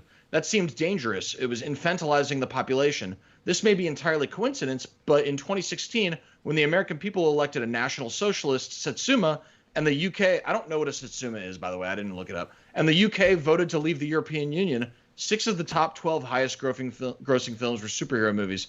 Not to say that one causes the other, but I think they're both symptoms of the same thing, a denial of reality and an urge for simplistic and sensational solutions. So that's a take. That's a take, yeah. That's a take. Yeah, I don't know what to say about it. Okay. I think the last sentence, the people are denying reality and have an urge for simplistic and sensational solutions. That's the little part that I agree with, because I do think that's a problem in modern society. The rest, blaming it all on superhero movies or even calling superhero movies an important symptom of that. I was to say, we always look for the simplest solution to it. That's been a thing forever. Our parents did that. Our grandparents did that. That's been a thing forever. And Alan Moore's generation did it as well. Mm-hmm. Here's my thing with that whole comment. And my thing with, I love Alan Moore, the creator, and I'll probably go see this movie because I love his work. Mm-hmm. But Alan Moore reminds me of, the friend you had who got cheated on, and then he was just like, fucking all women suck. There you go. That's what Alan Moore reminds me of, because he got he got fucked by DC. He got done dirty. Absolutely. And he's just been like, ever since, like, oh, comics are bullshit. Listen, dude, you're not Alan Moore without comic books. Plain and fucking simple. Yeah. You're not. Mm-hmm. And from what I heard, this movie sucks. So, like, obviously. And this problem that he's bitching about is a problem that he literally. Not saying it's a problem, but this thing he's bitching about is something he literally pioneered. Mm-hmm. Mm-hmm. Yeah. Like, it frustrates me to my core, because it's like, dude, get over it. We get it. You were fucked by DC. We all get it. And we all feel bad for you. You should own Watchmen. We get it. Mm-hmm. Should. But that's not the world we live in. We all get screwed at some point along the line. I wish it wasn't that way, but it happens. Yeah. And you need to move past it. Yeah. Like, and the thing is what did Alan Moore do when he got into financial trouble late into his life? Start reading comics again. That's right. Mm-hmm. I mean, he's making the movie about about his deal when he sits there and says he doesn't want movies made of his work, but now here he is promoting a movie that's coming out. It's just like, this is a theme that I'm finding, and I don't want to put us in a hole or anything. I'm like, oh, we're not gonna talk to these people, but it's actually starting to get irritating because it's a theme that I don't disagree with. Like we said in the beginning, I do believe that it would be a good idea to market a section of comic books, even a big section of comic books, towards the younger audience. Anyone upset that there would be a part of comics that are marketed towards younger children, first of all, I'm calling a straw man, and I would love to see these tweets or articles written saying that those shouldn't exist.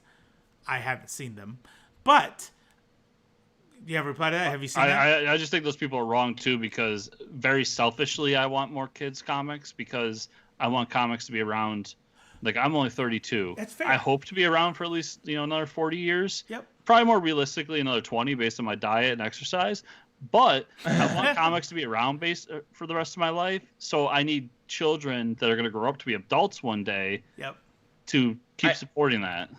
I hate to call an entire argument silly, but I'm going to have to call the entire argument silly because look at movies, look at books. Movies aren't having the problem. They have kids' movies. They have grown-up movies. Boom. And it's perfectly acceptable for them to have both. Boom. And nobody gives a shit. Nobody's watching The Ring and thinking, oh man, I would love to watch this movie, but just knowing that there's fucking My Little Pony movie on Netflix is like, you know? That's the thing. That's my main point, is that, like you said, well, those people would be wrong.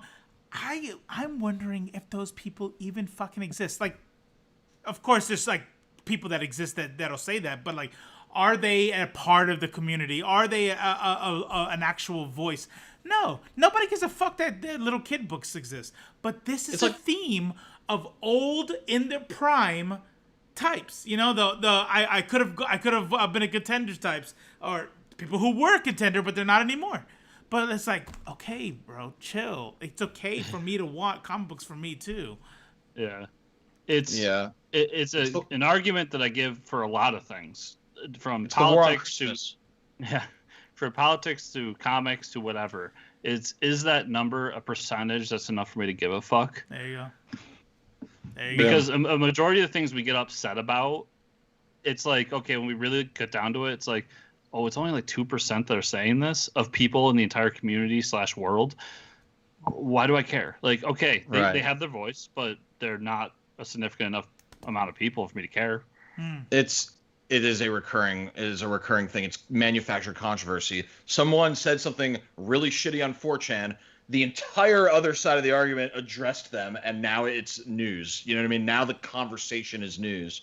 Just like I said the war on Christmas earlier, there's never been a war on Christmas. There's never even been people concerned about a war on Christmas. One day, like years ago, the news was like, what if we spin this as a war on Christmas? And it became a recurring news item every year that there's a war on Christmas. I think it starts somewhere, but it's kind of like the whole QAnon thing. It's like there are people who respect QAnon, but it's interesting. So I don't think the news, and that's the part where, I don't know. I'm speculating right now. I don't fucking know. But I would be willing to bet, if I were to put it on a table in Vegas, that the news didn't generate the controversy. The news is just people at oh, what's happening on this corner of the internet? Oh, that looks interesting. Let's post that. And then let's make it news. Yeah, and then they help make it news. But the war on Christmas is perfect. My favorite video is when they and I'm not even like the biggest fan of Obama or anything, but it's like, they go, well, now we can say Merry Christmas again. And then there was a video where they showed him and Michelle and like 50 times saying Merry Christmas and God bless you, like over and over and over again. And I'm like, bro, the news would just lie to you. But anyways, there's more. So Alan Moore you want to talk about. So before you put this picture up on the screen, I just want to warn you guys, what you're about to see is a little bit disturbing.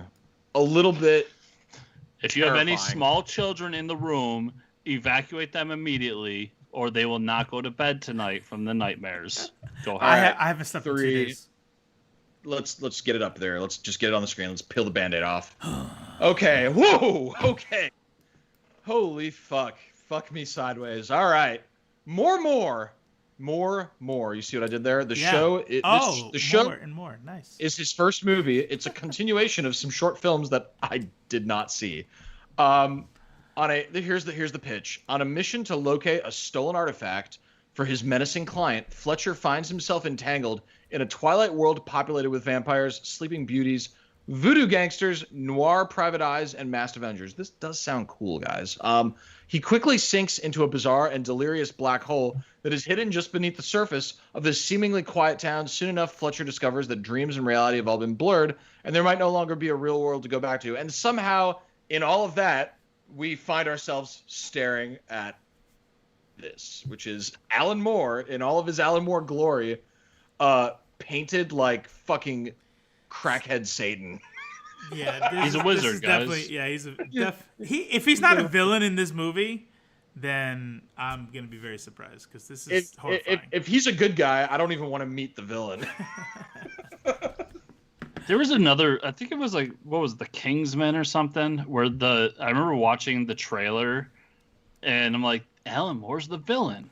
That's Alan Moore. And I found out it was some other actor, but like the dude looks just like Alan Moore with all that crazy face paint. Yeah. That being said, yeah, this movie's probably gonna be garbage. You think so? I'm like you, man. I gotta see it. I gotta see it. Yeah. The premise sounds dope. What makes you think it might be garbage? I just think he's off his rocker. I think he's sowing his wild oats artistically and trying something. And from what I've seen from this movie, it doesn't seem like he did a very good job. And what I'm hearing too, even around nerd circles, it doesn't seem like he did a very good job. It looks very self-indulgent. I'm sure it's gonna be. Yeah. Michael Malone says all Brits dress that way. How you saw Alan Moore just now is exactly how Michael Malone is sitting in his room, staring at his phone, watching the show in full makeup. That's not true because he doesn't have tea and crumpets in his hand, so that's not how all Brits dress. Right. Or ham. That is 100% not bacon. Rather. So also, if anybody wants a really great slang term for Brits that's coined from the Revolutionary War, that's my favorite thing to call British people, call them lobsterbacks. Lobsterbacks. Michael Malone, you fucking lobsterback. Michael Malone, tell us how you feel about that in the chat. So moving from the past of comics to the present and future of comics, my man, Here we go, Polly. You ready for this, Polly? My man. Oh, Michael Malone has another message retracted, by the way. So my man, Donny Cates. Beautiful human being. He is the fucking best. And artist Jeff Shaw, who he did God Country with, which, man, that team, they are bringing us crossover, which we've known about for a while. He's been hinting at it. He actually told us in person about it before it was even announced. And we've been super stoked for it for a while. But it's here. It's happening. It is coming in on November 4th is issue number 1. And you better believe I'm going to fucking snatch it right off the shelf. That's right. When the store opens. That's right. The story begins when every single superhero and villain you can think of, Marvel, DC, you name it, randomly shows up in the Denver, Colorado of our reality to start an all-out brawl. This strange event becomes known as the crossover, which is eventually contained when one of the supers gets the bright idea to cast a force field around the city. Now, several years later, no one gets in and no one gets out, or so it would seem. Meanwhile, the world at large has turned against comics and their beloved archetypes as religious zealots insist that God-fearing Americans must pray the capes away. This is going to be fucking dope. Fucking Donny Cates, as usual. Fuck yeah. It's going to be fucking dope. Look at this cover. Look at this cover. I have a man crush on Donny Cates. 100%. 100%. Yeah. 100%. 100%. He's the coolest. I'm a little disappointed that Ryan Stegman's not the artist, though. I love that pairing so much that anything that comes out that's not those two, I'm like, oh. But have you read I God want him Country? on Venom. What's that? I want Stegman and Venom. Oh yeah. Did you read God Country? Yeah, I read most of it.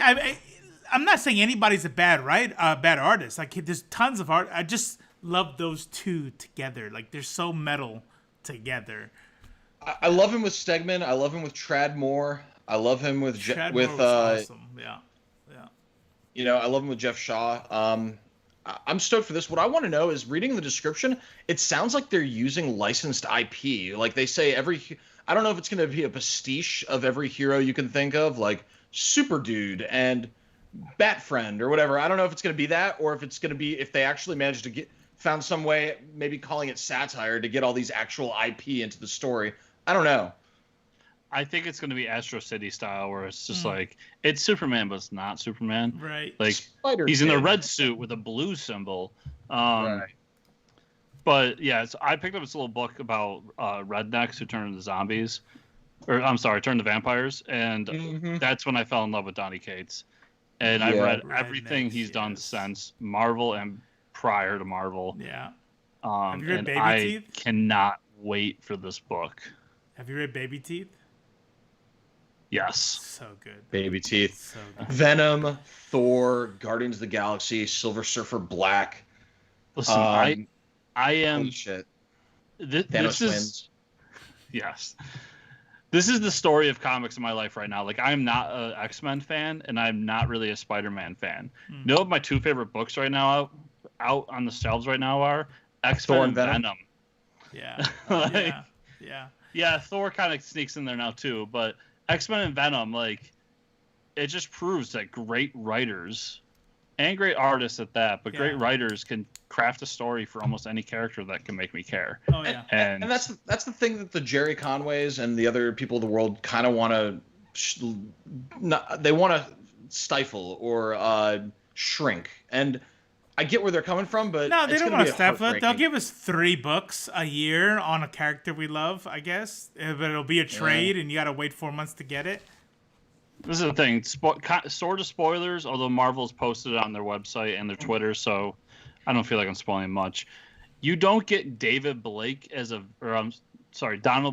villain if you reboot the entire universe and ignore all the history. Like, Donald Blake coming back and becoming a villain against Thor is only big because anyone that's read the original Thor run, like, he came to Earth and was Donald Blake, and when he had the hammer, he became Thor. Like, yeah, those arguments are always rough for me, but if Donny Cates' name is on a book, pick it up. It's gonna be awesome. 100%. I've never read anything from him I didn't like or even didn't love. I'm thinking back, like, Death of the Inhumans, I loved, even though that's one of his earlier Marvel works. Thanos Wins is the one that really got me sold on Donny Cates. I read Thanos Wins. I closed that trade because I read it in trade. Closed that trade, and I just sat there in silence, like, that's one of the best fucking comic books I've ever read. Yeah. Like, and dude, you know it's about range too. Go ahead. I'm sorry, what? No, go ahead. Oh, I was reading that Thanos run because Lemire did it before Donnie showed up. And I was reading it week to week or month to month. And then Donnie showed up. I was like, oh, Donnie, he like signed this contract with him. I'm so excited. I love this guy. He's awesome. And then he starts. And I remember that whole, hey, who do you think the Cosmic Ghost Rider is? Yeah. And now when you go back, you can see, like, the skull is in there and everybody knows who it is now.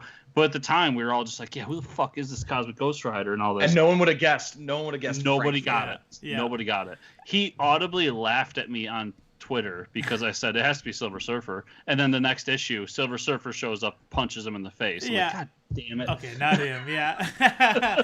You know, that right there, I'm glad you brought it up because that's exactly what I was going to say was, like, Donny Cates is... fuck it. Well, I guess we're fanboys. Who cares? His deal is that it's about his range.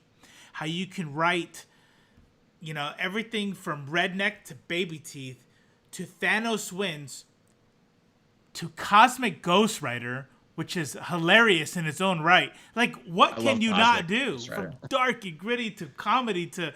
Dude is just really good. And I wonder if it's, like, stressful to be him because he's like... All right. So he's always got so many balls in the air, and just from what I've heard, sometimes people get worried that he's actually overloading himself because he works so many titles at once. I mean, he's got between 2 and 5 Marvel titles going at any one moment. He's got all of his side projects. He's got his Image stuff. He's got his self-published stuff, and like, you got to wonder, like, is he okay? Like, when does he fucking sleep? You know? Yeah. Yeah. So my two favorite Donny Cates stories. One, everyone here is reading Venom, correct? Mm-hmm. Okay, when they were doing the Marvel like get together and they were talking about future stories, he was talking about his Venom run, like this is what we're gonna do, and then we're gonna connect it to these old soldiers who are old super soldiers. They're trying to make them into Venom symbiotes, and we're gonna call it Venom. And then Jason Aaron just looks at him and goes, "That's fucking stupid. Don't do that." Which proves that even Jason Aaron can be wrong once in a while. That's right. Yeah. That's right. Even Jason Aaron. And I forgot the other story. So we had kind of like we actually got drunk with him at Hawaii Con last year, and he just fucking told us all this shit. But he was telling us about that same pitch meeting, and he was like, yeah, you know, most people that get up, they do like a 5-minute thing about their pitch, their story for like the next year. I went up there, and like half an hour later, everyone was just staring at me like, huh? Like, it's fucking nuts. So the other one, I remembered it. It was a lot of people have been asking him, like, when are you going to do DC stuff? When are you going to do DC stuff? Mm-hmm. And this is why I know that Donny Cates is a man in my own heart. He has done DC stuff. He has done a little bit, but like he signed the exclusive contract. What? If you count the 2 pages in Thor that shows the DC. Yeah. That's hilarious. I think he's done like 1 or 2 short stories for DC as well back in the day, but I could be wrong about that. When people have asked, like, when are you going to jump over to DC? Because as we all know, like, Bendis jumped over, and then like all that Marvel crew jumped over with him. And so a lot of Marvel people are now writing DC stuff. Mm-hmm. And he said, I would love to do DC one day. I'm sure I will one day. I don't know where my career is going to take me, but there's no way I'm leaving Marvel until I get to write Spider-Man. And that's the man in my own heart. That's a man who knows I came here to do one thing, and that's write Spider-Man. Yeah. And until I do that, I have not finished my job here. Yeah. And This along Spider-Man the way, run he's going to be awesome. yeah, and along the way, he's going to touch characters like Venom that he's loved his entire life, and he's going to do an amazing Thor run. He's going to do other stuff too. But one day he's going to hit that Spider-Man run, and it's going to be bittersweet because it's just going to be awesome. But in the back of my head, I'm going to be like, oh, he's done with Marvel after that. Yeah, this is it. It's sad. Yeah. He's got to move on, man. He's not going to stop doing great shit for decades. Mark my words.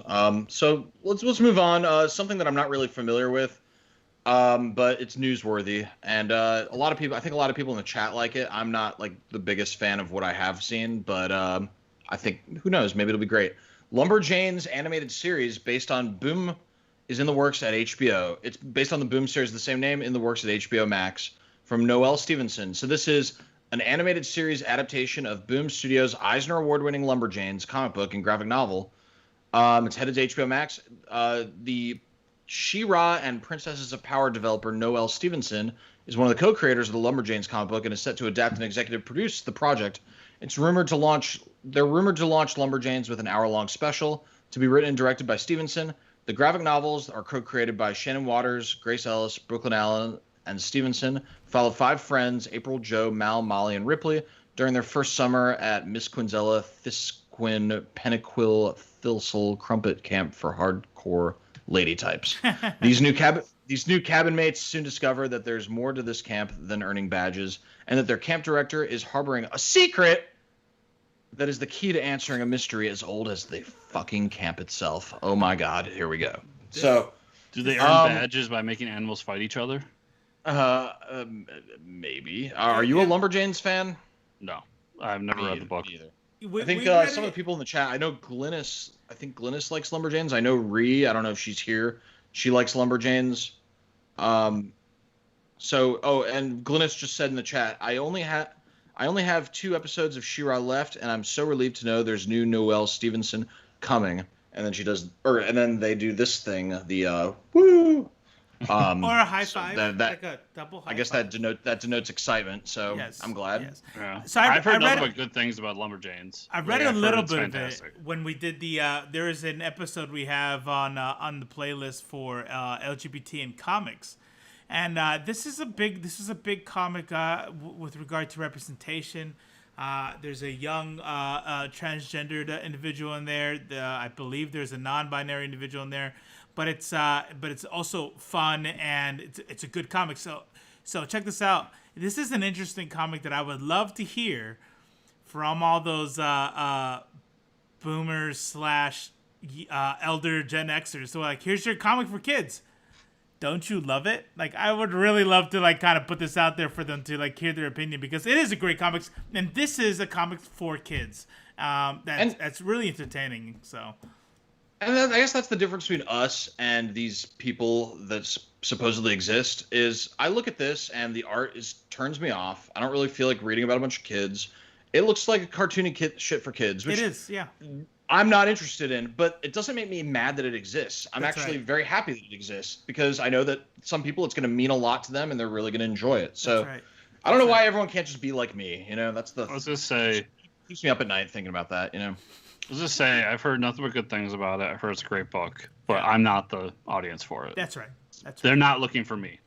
That's how I feel Which is about fine. comic books Yeah, nowadays. it's fine. Not comic books, And sorry. it's Cartoons. it's when me and my buddy Joe went and saw Captain Marvel, and we left the theater, and we had the typical story of like, what'd you think of it? And I said, like, I thought it was a mid-range Marvel movie. Right. It wasn't great. I thought Which that, one? Which one? Sorry, I had I missed my it. what? Which one are you talking about? I missed it. Captain Marvel. Okay. And I'll just say it because I love saying it. That end fight scene was fantastic. The music attached to it was stupid. what? But I'm just a girl. You didn't like that? no. First of all, I don't like No Doubt. But second of all, like, it just did not flow with the fight scene. You don't like No Doubt? Ladies and gentlemen, MBs, this is the end of our show. Like, no, But anyway, so I was like, it's a mid-range Marvel movie. I liked it, but I didn't love it, and it'll probably be one of those ones that maybe I watch again one day, but probably not. And he looked at me and goes, "Yeah," he goes, "You know what really stuck with me was, did you see that group of young girls in front of us?" And I was like, "No, I was paying attention to the movie." But he goes, "Yeah, they left and they were excited." Yeah. And he goes, "That's all I need to know about this movie." Yeah. He goes, "It wasn't for me; it was for them." Glynis says, in reference to me saying, I think earlier moments ago, when I was like, yeah, it looks like it's made for kids. It looks like it's fun. Looks like it's cartoony. They go, you just named all the shit I look for. Why do you hate everything I love? I don't hate it. I just don't really like it. It's not a hate. A hate would mean like, take this off the air. It's not for me. Or don't publish that shit. Like, I'm sincerely, enthusiastically happy that it's there for people who like it. Just not my thing. I'm just saying it'd be way better if all these people got a bunch of animals and fought them against each other, because that's what makes good comics. That's quality. That's quality. That's exactly And- right. That's exactly right. If Lumberjanes was more like Battle Monsters, it would be fucking awesome. Just, Yeah, I or just wanna- Pokemon. I want to see. I want to see Lumberjanes Year One, a gritty take on the Lumberjanes where they're like killing people and shit. You are a Pokemon fan. Damn. In other news, there is a streamer, TikToker, OnlyFans famous person called Poke Princess. Just change your name. Had to change their name. Nintendo sued. Yep. She's now Digital Princess, which I thought was stupid. Why can't she just say that she's named after the Pokeballs? Hawaiian Yeah. the Hawaiian cuisine? that Probably, consists and raw here's ahi. where she fucked up. Probably because she put Pikachu all over her shit when she's branding herself. Like, you fucked up there. Yeah, and it's the story someone told me about, like, Comic-Cons. You can go through Comic-Con, people have prints of whatever they want, like stuff that they drew, but they don't own the intellectual properties. Right. Mhm. And you, like, usually at the bigger ones, someone from Marvel goes through and tells somebody, like, you can't sell that.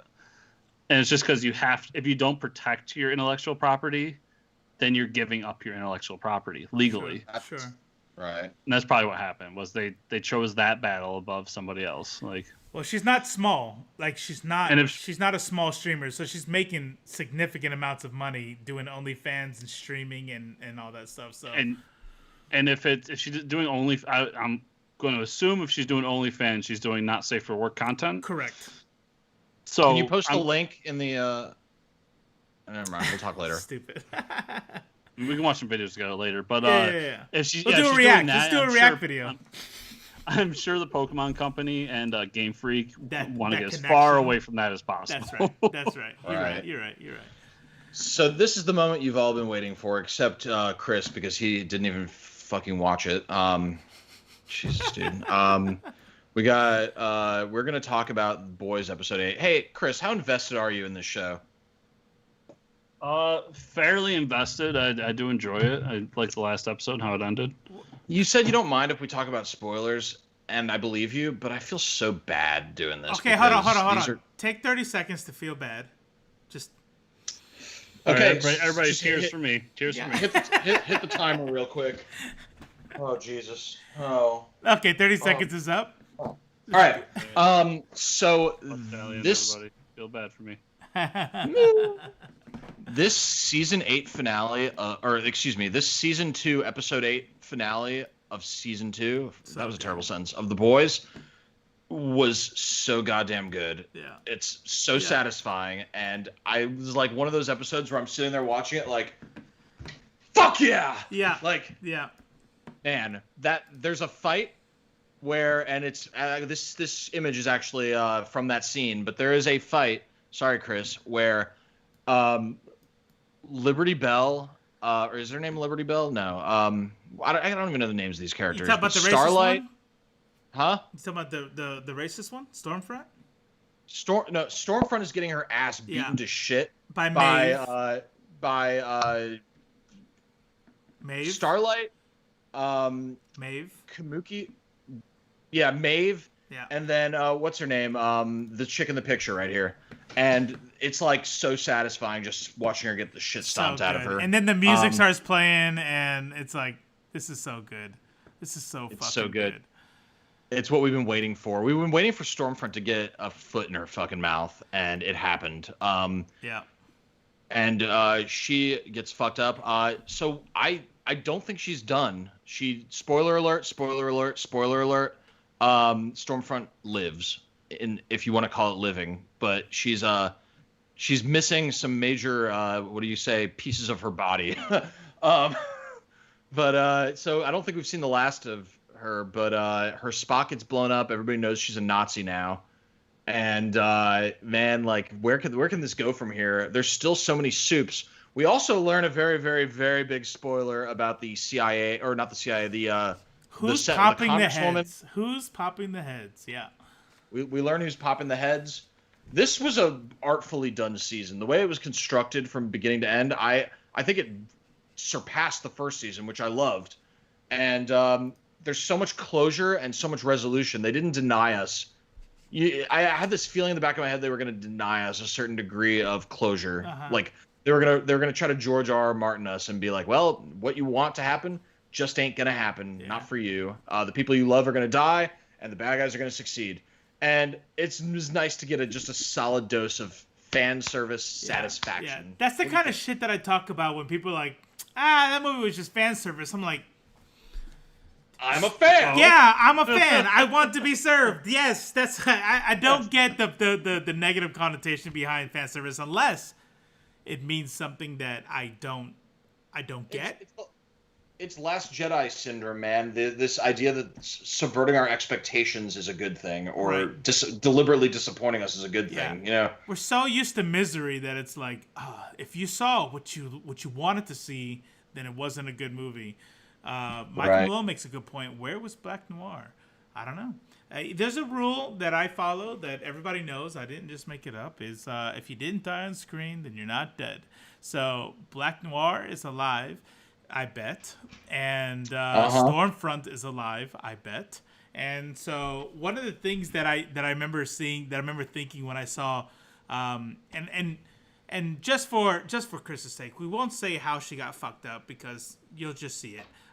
But when I saw her laying there all destroyed, I was like, where was the scar? When laser my tits, right? Laser my tits. And it was like, where did all that go?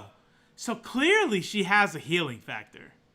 How much of a healing factor?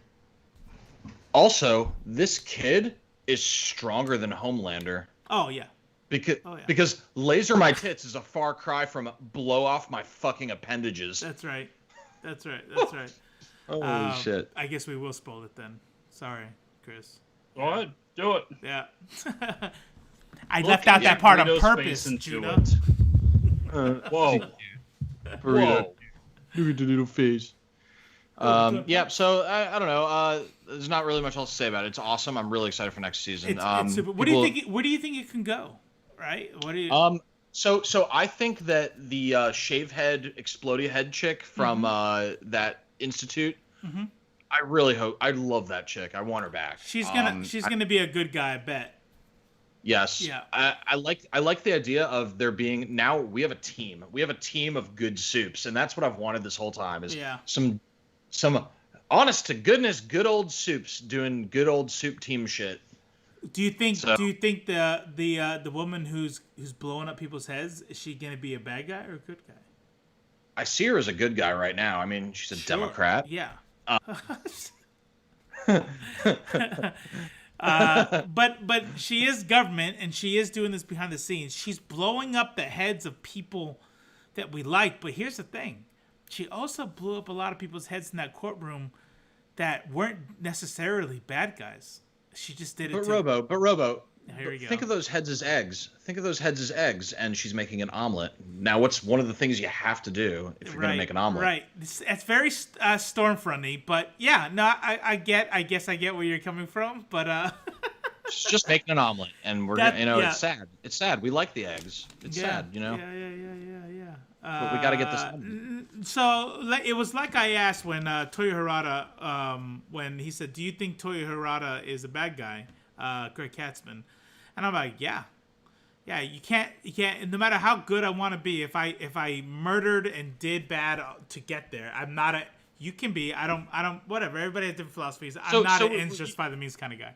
You and I had a conversation a long time ago about something completely unrelated, where I think we both agreed that when it comes to whether someone's righteous or not, it's their intent that matters even more than their actions. Yeah, that's not an absolute in the same way that, like, if someone does a good thing while trying to do a bad thing, they're still a bad person. They just happen to do a good thing. Doesn't make them good. Right. In the same token, if someone intends to do a good thing and they do some bad things along the way to achieve that good thing, I don't think it's cut and dry. It depends. I mean, it's definitely not cut and dry. This is a nuanced topic, and we'll be here forever if we keep going down this rabbit hole.